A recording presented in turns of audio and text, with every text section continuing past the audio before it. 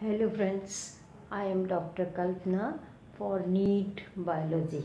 The topic that I am taking today is polymerase chain reaction or PCR.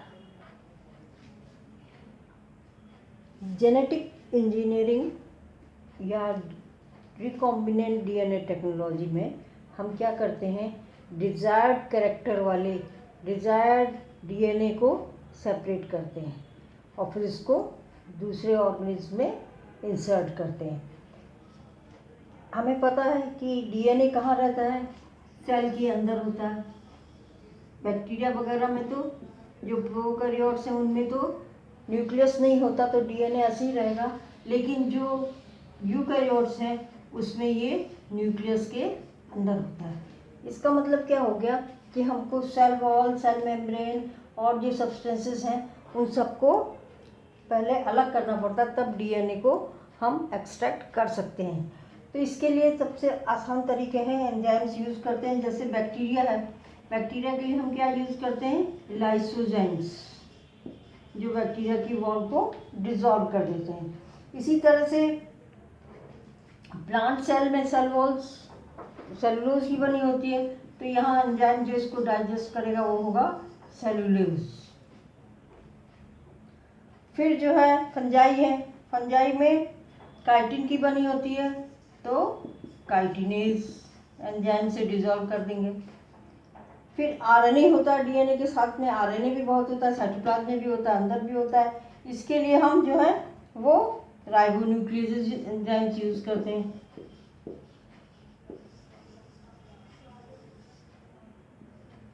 ये enzymes हम use करते हैं। Proteins के लिए इसी तरह प्रोटीन्स रिमूव करने के लिए प्रोटीएजेस। डीएनए तो बहुत ही इंटीमेटली प्रोटीन से, हिस्टोन प्रोटीन वगैरह से कंबाइन रहता है, तो इस प्रोटीन से यूज़ करके हम प्रोटीन को अलग कर सकते हैं। और ये सारी चीज़ें अलग करने के बाद हम जब इसको डिस्टिल करते हैं, जो भी हमें मिला है उनको किसमें, चिल्ड इथेनॉल में।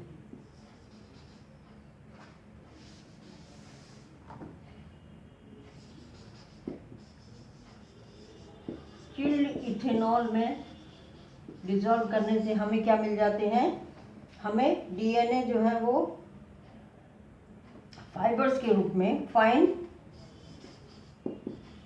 फाइबर्स के रूप में हमें डीएनए मिल जाते हैं। फिर हम इसको रेस्ट्रिक्शन एंजाइम से पीसेस में काटते हैं और फिर जेल इलेक्ट्रोफोरेसिस, रेस्ट्रिक्शन एंजाइम्स हमने बहुत डिटेल में पढ़ा हुआ है, और जेल इलेक्ट्रोफोरेसिस से फिर हम इनको बिल्कुल छोटे सेगमेंट्स में ऑब्टेन कर लेते हैं, क्योंकि इन पे निगेटिव चार्ज होता है।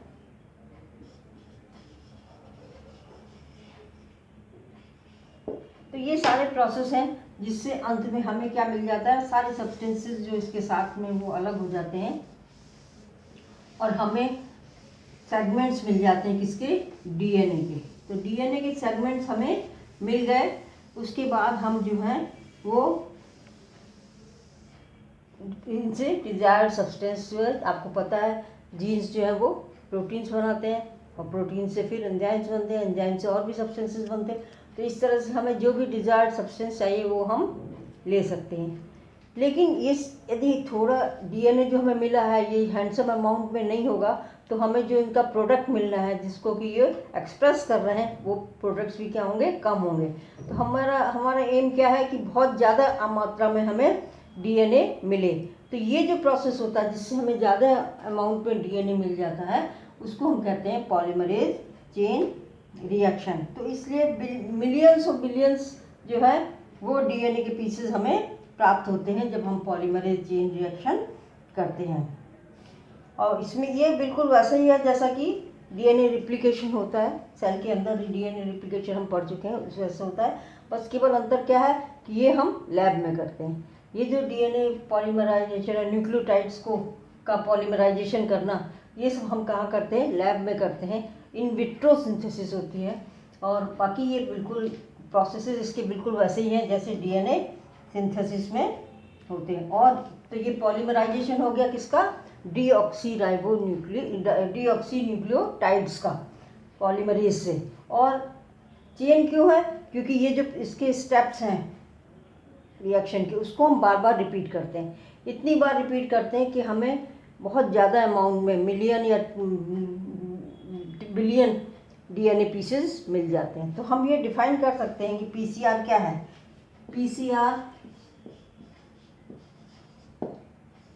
PCR is a laboratory, lab में करते हैं हम इसको, टेक्निक, लेबोरेटरी टेक्निक। तो उसको हम क्या कहते हैं, इन विट्रो। इन वाइवो तो होता है जो ऑर्गेनिज्म के अंदर होता है, लेकिन यदि हम लैब में करते हैं तो वो कहलाता है इन विट्रो। फॉर किस लिए है ये technique, for rapidly multiplying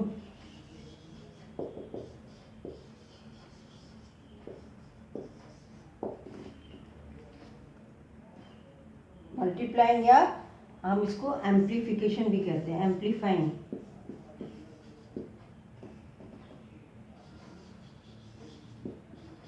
amplify कर दिया, हमारे पास जो डीएनए मटेरियल उसको हमने एम्प्लीफाई कर दिया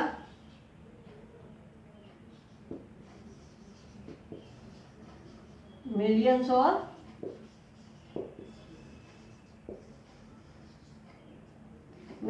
बिलियंस ऑफ कॉपी।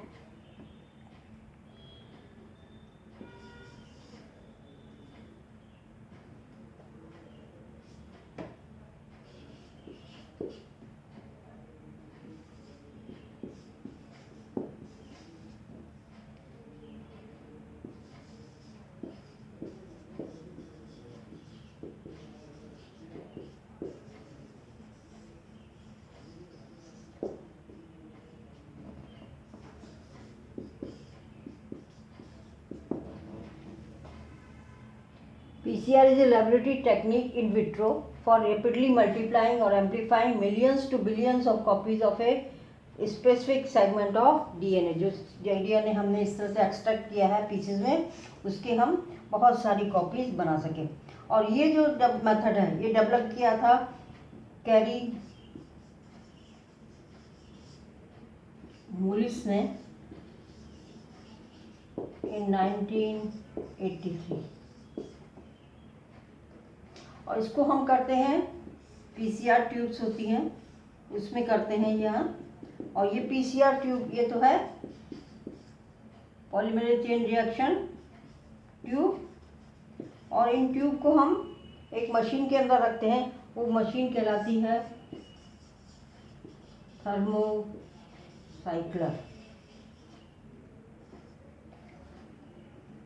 ये जो प्रोसेस होता है रिएक्शन, इसमें अलग अलग स्टेप्स में अलग अलग टेम्परेचर चाहिए।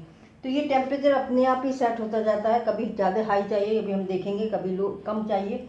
तो ये थर्मोसाइक्लर मशीन जो है, इसमें ये सॉफ्टवेयर से चलती है और इसमें हम प्रोग्रामिंग करके रख देते हैं कि किस टेम्परेचर पे हमें कौन सा पार्ट चाहिए, कितनी कॉपीज चाहिए, ये सब प्रोग्रामिंग इसमें रहती है। और इसमें रॉ मटेरियल डालते हैं और उसके बाद हमें फाइनल प्रोडक्ट जो है बहुत सारी कॉपीज इसकी मिल जाती हैं।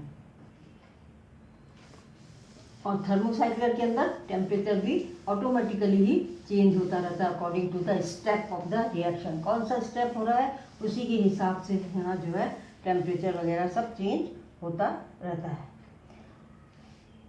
अब इसके लिए रॉ मटेरियल्स क्या क्या चाहिए, क्योंकि मैंने जैसे बताया आपको कि रॉ मटेरियल्स जो हैं इसमें डाल दिए जाते हैं, उसके बाद इसको सेट कर देते हैं, प्रोग्रामिंग सेट कर देते हैं, फिर ये अपने आप ही सारा प्रोसेस होता जाता है।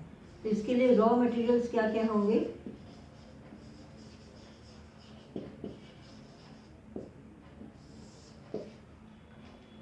सबसे पहला रॉ मटेरियल तो क्या होगा, डीऑक्सी राइबो न्यूक्लियोटाइड्स। इन्हीं का पॉलीमराइजेशन करके हमें डीएनए बनाना है। तो डीऑक्सी राइबो न्यूक्लियोटाइड्स होते हैं जो, जैसे आपने न्यूक्लियोटाइड में पढ़ा है, उसमें क्या है, शुगर होती है, फॉस्फेट होती है, और यहाँ पर ये शुगर, ये डीऑक्सी राइबोज शुगर होती है। इसमें एक ऑक्सीजन कम होता है राइबोज शुगर से, और यहाँ पर ये नाइट्रोजनस बेस होता है, ATS कुछ भी हो सकता है। ये है न्यूक्लियोटाइड। लेकिन यहाँ पे जो न्यूक्लियोटाइड हम डालते हैं वो किस फॉर्म में डालते हैं? ट्राईफॉस्फेट के फॉर्म में। ये जो दो बॉन्ड है ये हाई एनर्जी बॉन्ड है, इसलिए जब ये निकलते हैं, जब ये बॉन्ड टूट के ये पॉलीमराइजेशन होता है इनका, तो ये एनर्जी यूज हो जाती है पॉलीमराइजेशन के लिए। तो इस तरह से ये ट्राईफॉस्फेट के रूप में होते हैं। तो इस तरह से ये चार हो सकते हैं। पहला क्या है? Deoxy adenine triphosphate, deoxy guanine triphosphate, deoxy cytosine triphosphate, और डीऑक्सी थाइमिडीन ट्राईफॉस्फेट।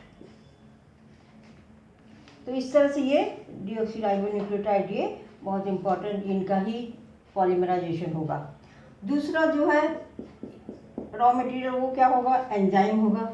वहाँ जब हम रिप्लिकेशन पढ़ रहे थे तो वहाँ पे हमने पढ़ा था DNA पॉलीमरेज 3, लेकिन यहाँ पर DNA पॉलीमरेज 3 काम नहीं करेगा, क्योंकि ये जो स्टेप्स करेंगे हम इसमें हम बहुत हाई टेम्परेचर रखेंगे, और बॉडी के अंदर, ह्यूमन बॉडी के अंदर टेम्परेचर क्या रहता है? 37।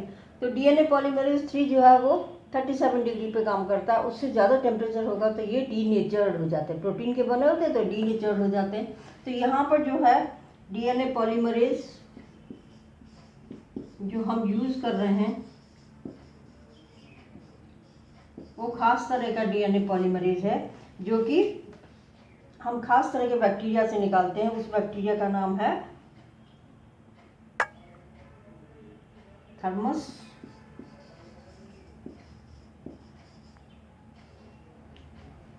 एक्वेटिकस।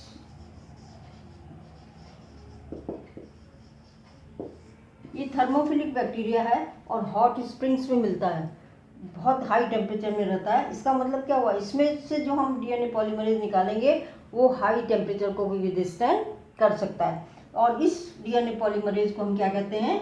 टक पॉलीमरेज। टक पॉलीमरेज का मतलब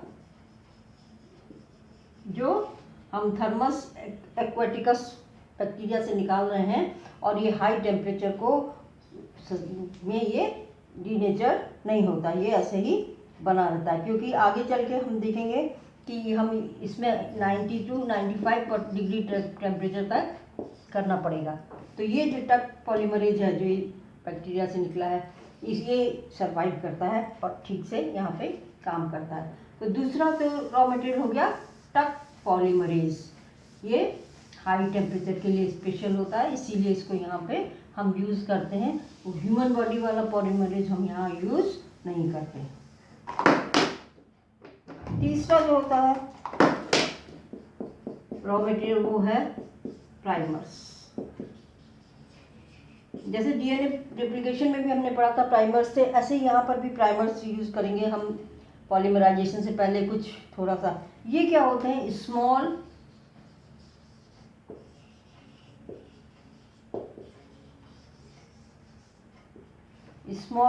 केमिकली सिंथेसाइज्ड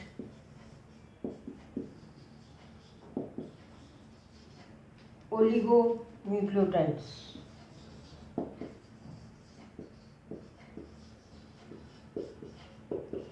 कितने न्यूक्लियोटाइड? 12 से 20 न्यूक्लियोटाइड्स तक इसमें होते हैं, और ये केमिकली सिंथेसाइज करते हैं।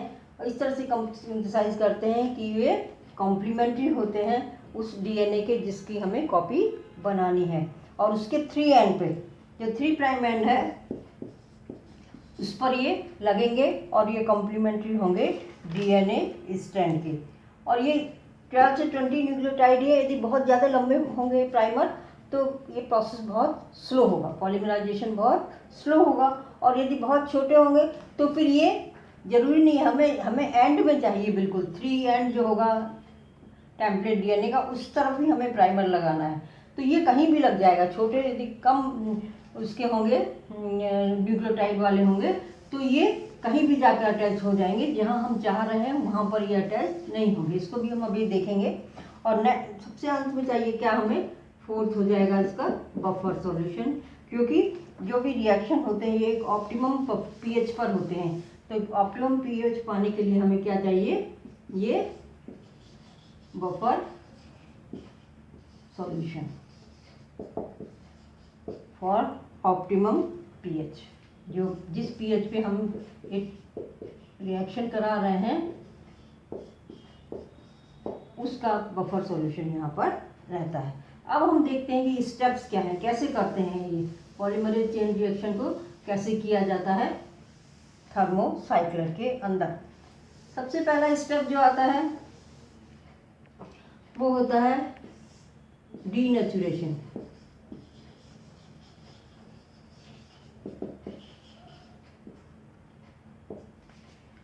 डीनेचुरेशन ये जो करते हैं इसके लिए टेम्परेचर को रखा जाता है 90 to 95 डिग्री सेल्सियस। इससे क्या होता है, ये हमारा मान लीजिए डीएनए है 5 प्राइम 3 प्राइम एक स्ट्रैंड इसका, और ये दूसरा स्ट्रैंड है, ये है डबल स्ट्रैंडेड डीएनए। इसमें ये तो फॉस्फेट शुगर बैकबोन है, ये भी फॉस्फेट शुगर, और यहाँ पर जो है वो न्यूक्लियोटाइड्स अटैच है। दोनों स्ट्रैंड के न्यूक्लियोटाइड के बीच में क्या होता है, हाइड्रोजन बॉन्ड। तो यदि हम 90 to 95 डिग्री पर करते हैं, टेम्परेचर रखते हैं, तो इनके बीच के जो हाइड्रोजन बॉन्ड्स हैं वो ब्रेक हो जाते हैं, इनके बीच के हाइड्रोजन बॉन्ड ब्रेक हो जाते हैं। तो टेम्परेचर कितना रखना है ये इस पर डिपेंड करता है कि यहाँ पे जो न्यूक्लियोटाइड है वो क्या है। यदि उसमें सी और जी, साइटोसिन और ग्वानिन ज़्यादा है तो टेम्परेचर हमें थोड़ा हाई रखना पड़ता है, और यदि एडेनिन और थायमिन है तो थोड़ा कम टेम्परेचर पे भी हो जाता है। क्यों? क्योंकि ग्वानिन, साइटोसिन और ग्वानिन के बीच में 3 हाइड्रोजन बॉन्ड होते हैं और एडेनिन और थायमिन के बीच में 2 होते हैं। तो नेचुरल है कि ये वाला बॉन्ड तोड़ने के लिए ज़्यादा एनर्जी चाहिए, टेम्परेचर थोड़ा हाई रखना पड़ेगा, यहाँ पर थोड़ा कम। पर ये केवल 5 डिग्री का डिफरेंस होता है, 90 to 95%। इस पर डिपेंड, डिग्री सेल्सियस इस पर डिपेंड करेगा कि ये न्यूक्लियोटाइड का कंपोजिशन क्या है। अब मान लीजिए हमें इतना जो है, ये पार्ट जो है,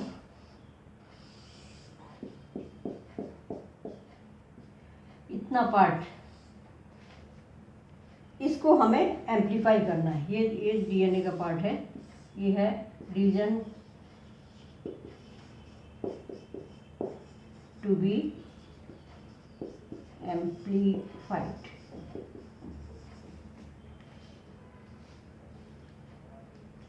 तो हम इसको क्या करेंगे, टेम्परेचर कर दिया हमने 90 डिग्री से 90 डिग्री 95 डिग्री सेंटीग्रेड। तो हाइड्रोजन बॉन्ड इनके टूट जाएंगे तो दोनों स्ट्रैंड्स क्या होंगे, ये अलग अलग हो जाएंगे।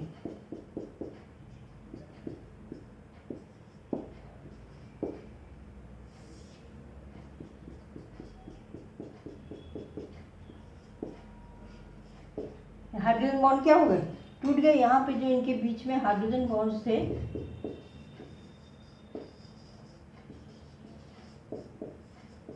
वो टूट गए और दोनों स्ट्रैंड्स अलग अलग हो गए। इसको कहते हैं डीनेचुरेशन।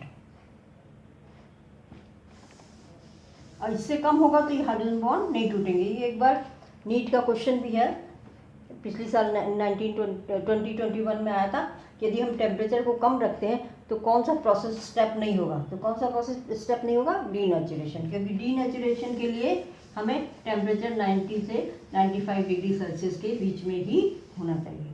दूसरा स्टेप जो आता है वो है एनिलिंग।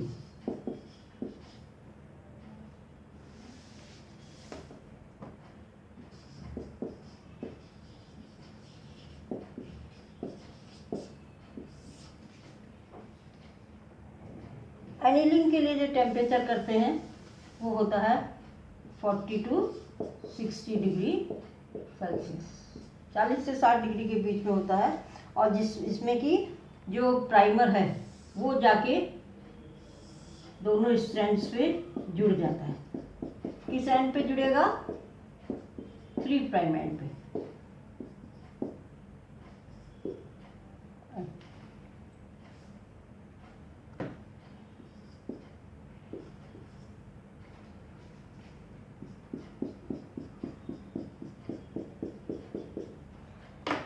ये मान लीजिए प्राइमर है और इतना पोर्शन हमें लेना था जो हमारा मैं एम्पलीफाई करना है वो हमारा इतना पोर्शन है।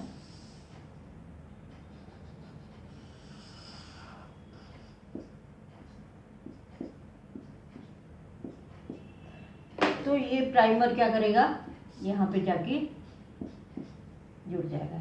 ऐसे ये भी यहाँ जाके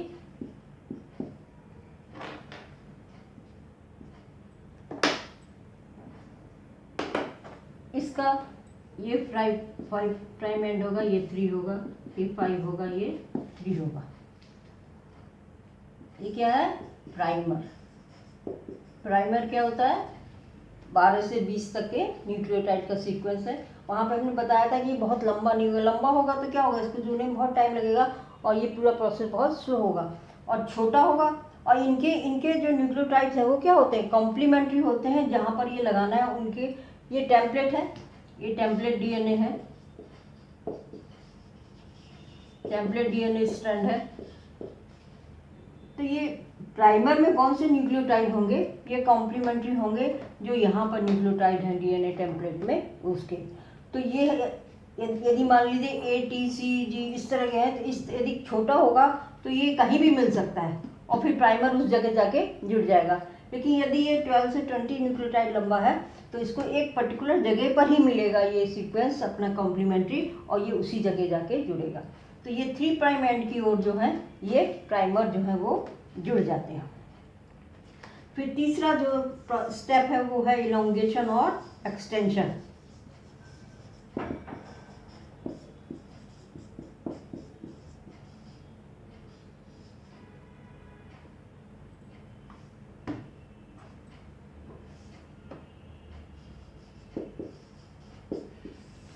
इसमें क्या होगा, इसमें यहाँ पर टक पॉलीमरेज काम करेगा और ये जो डीऑक्सी न्यूक्लियोटाइड्स हैं उनको लाके और इसके आगे यहाँ पर इस डायरेक्शन में ये जोड़ना शुरू कर देता है।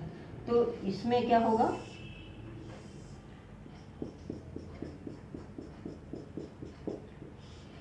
इतना पोर्शन हमारा जिसको हमें एम्पलीफाई करना है वो है,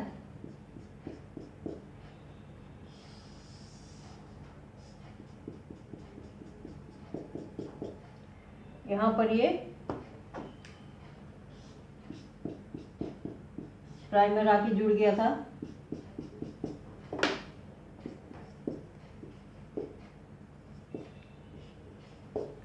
अब ये जो है, जो टक पॉलीमरेज है वो आके इस प्राइमर से जुड़ जाएगा।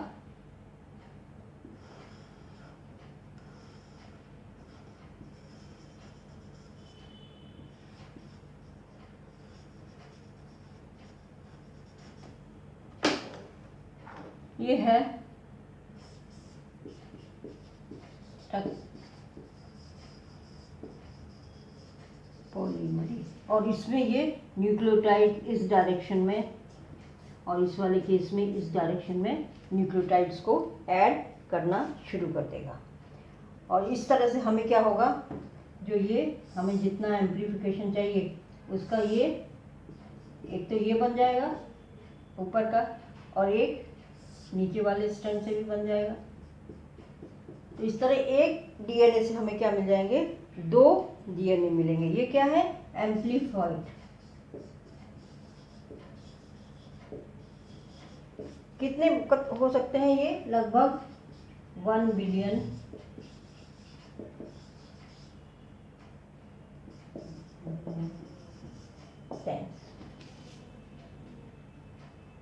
ये जो स्टेप्स हैं 3, यही स्टेप्स क्या होंगे, बार बार रिपीट होते रहेंगे और कब तक होंगे, जब तक कि हमें डिजायर्ड नंबर ऑफ ये डीएनए मिल जाते हैं। तो 3 स्टेप्स हैं, डीनेचुरेशन जिसमें हाइड्रोजन बॉन्ड टूटेगा, उसका एनीलिंग जब प्राइमर जुड़ेगा और प्राइमर 3 एंड में जुड़ेगा, और फिर जो है ये एक्सटेंशन होगा जब तक पॉलीमरेज जो है न्यूक्लियोटाइड्स को ला के इसमें जोड़ता रहेगा, बिल्कुल वैसे ही जैसे डीएनए रिप्लिकेशन में हमने पढ़ा था। तो इस तरह से ये चेन रिएक्शन होते रहते हैं। और अब कितनी बार ये रिपीट होगा उसको भी कैलकुलेट हम कर सकते हैं। ये फॉर्मूला है = mi × 2⁴ n। mf क्या है, ये फाइनल नंबर ऑफ डीएनए है, कितने हमें चाहिए। एमआई क्या है, इनिशियल, हमने कितने डीएनए नंबर से शुरू किया है। और एन क्या है, ये है कितने टाइम्स जो है वो साइकिल हमने रिपीट की है, वो 3 स्टेप्स वाली। तो हमें ये पता हो कि कितने डीएनए से हम शुरू कर रहे हैं और ये पता हो कितने डीएनए हमें चाहिए, तो हम एन निकाल सकते हैं। उतना ही उस मशीन में प्रोग्रामिंग में हम एन डाल देते हैं कि इतने टाइम्स इसको रिपीट होना है बार बार, तो ये चेन रिएक्शन होना है। तो इस तरह से हम ये कैलकुलेट करके एन उसी हिसाब से उस प्रोग्रामिंग में डाल देते हैं। तो हमें बिलियंस जो जितने भी चाहिए, बहुत लार्ज अमाउंट पे हमें डीएनए मिल जाते हैं, जिससे कि उनका जो जीन जो एक्सप्रेस करेंगे प्रोडक्ट को, वो भी हमें ज़्यादा मिलेगा। अब ये रिसेंटली आपको पता ही है कि कोविड-19 जो है,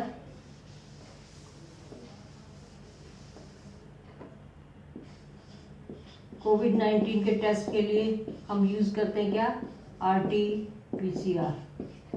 ये टेस्ट है कोविड के लिए। ये PCR वही है, पॉलीमरेज चेन रिएक्शन ही है। PCR का मतलब पॉलीमरेज चेन रिएक्शन।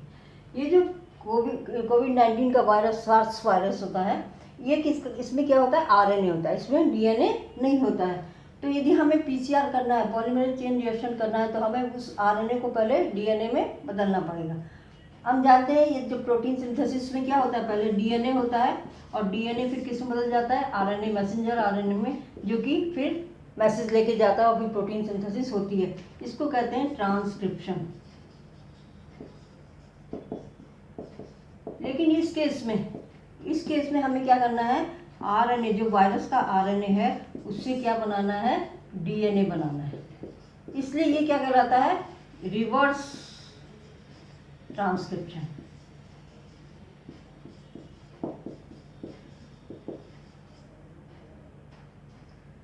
उल्टा है, ये RNA है वायरस का, इससे हमने DNA बना लिया। तो यहाँ जो RT है, it is reverse transcription polymerase chain reaction. तो रिवर्स ट्रांसक्रिप्शन से क्या हुआ, RNA यदि जरा सा भी है, यदि स्वैग लेते हैं नेजोफेरेंजियल कैविटी से या नाक से या मुंह से, उसमें क्या आ जाता है, RNA आ जाता है। उस RNA से क्या बना लेते हैं, DNA, और फिर DNA को अंडरगो करते हैं पॉलीमरेज चेन रिएक्शन, तो हमें बहुत ज़्यादा DNA मिल जाता है। जब यदि ये DNA होगा, तब वहाँ पे एक फ्लोरेसेंस, एक डाई यूज करते हैं, फ्लोरेसेंस सब्सटेंस होता है। यदि ये DNA होगा तो ये फ्लोरेसेंस सब्सटेंस एक चमक देगा, तो स्पेशल टाइप की चमकीला पदार्थ बन जाता है, फ्लोरेसेंस हो जाता है, तो पता चल जाता है। यदि है, इसका मतलब रिपोर्ट पॉजिटिव है, नहीं है इसका मतलब नेगेटिव है, मतलब ये DNA नहीं है, ये DNA नहीं है, मतलब वो RNA नहीं था इस कोविड वाला। तो इस तरह से ये RT-PCR जो है, यही PCR है, रिएक्शन इसमें करते हैं, बस केवल इसमें रिवर्स ट्रांसक्रिप्शन करके पहले DNA बना लेते हैं और फिर DNA की बहुत सारी कॉपीज बन जाती हैं और फिर ये टेस्ट पॉसिबल हो जाता है। थैंक यू, इतना था। यदि अच्छा लगा हो तो लाइक करिए और सब्सक्राइब करिए। Thank you.